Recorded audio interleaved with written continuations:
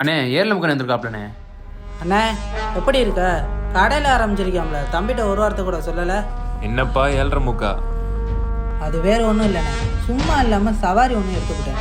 அதுக்கு மாதம் ஆனால் 30,000 டியூ கட்ட சொல்கிறேன். அதுக்குன்னு ஒரு டிரைவரு, அவனுக்கு ஒரு சம்பளம், அப்புறம் இட வடகை கடை வடகை வீட்டு செலவு டீசல் செலவு அப்படி இப்படின்னு ஒரு ரூபா ஆகி போயிடுதுண்ணே. ஒன்றும் சமாளிக்க முடியல. ஒரு ரூபா இருந்தால் தானே. 1 லட்சமா? நீ நான் என் கொடுத்து வச்ச மாதிரி வந்து கேட்குற.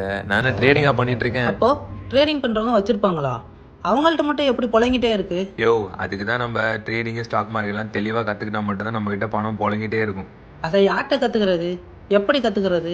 அதை கற்றுக்க தான் ஒரு 4 பேர்கிட்ட விசாரித்தேன். அவங்க ட்ரேட் பாக்ஸ் கேபிட்டல்னு ஒரு இன்ஸ்டியூஷன் சொன்னாங்க.